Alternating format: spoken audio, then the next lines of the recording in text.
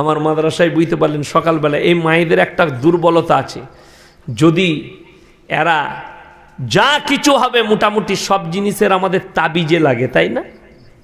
সকালবেলা একটা আমার গ্রামের বুড়ি মা এসে মাদ্রাসার গেটের পাশেই আমার কামরা, সেখানে আমি ক্লাস করি, এসি বাবা ইয়াসিন আছো? আমি বললাম আছি, আসো বসো, চা খাও?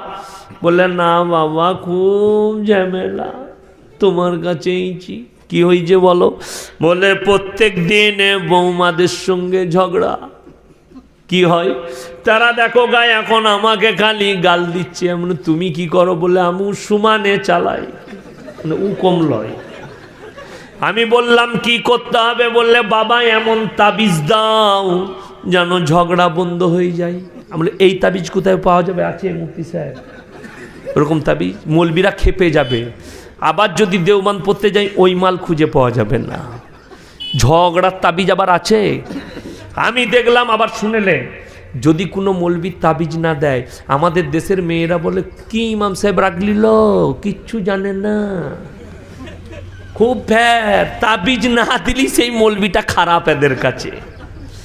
আমি দেখলাম বিরাট মুশকিলই, পাড়ায় গিয়ে বলবে ইয়াসিন কিছুই জানে না, আমার চাকরির মাথা খাবে, তার থেকে ভালো একটা দিয়ে দিই।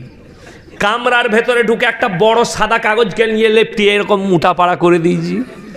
বলে বাবা এত বড় তাবিজ? আমি বলি ওই তো গালের নয়, ওই জন্য একটু বড় পাড়া। গাল যে খুব খতরনাক জিনিস। বলে আচ্ছা আচ্ছা কি করবো বাপ?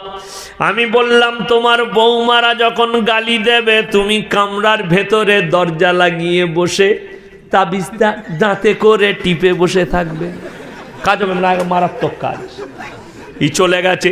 3 দিন পরে ঝগড়া, দরজা লাগিয়ে দাঁতে করে টিপে বসে আছে, বৌমারা বাইরে গালি দিচ্ছে, এরা বলছে এত অ্যাকশন দিচ্ছি, রিঅ্যাকশন নাই কেন? থাকবে কি করে? আমি মুখে মাল ভরে দিয়েছি, কথা বলতে পাবি না, মুখে তাবিজ ভরে বসে থাক।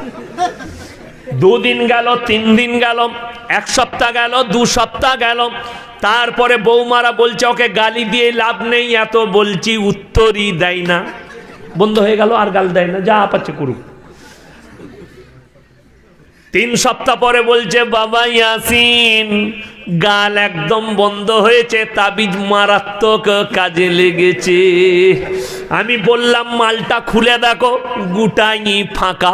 বললে বাবা তাইলে কি করে কাজ হলো? আমি বললাম বৌমা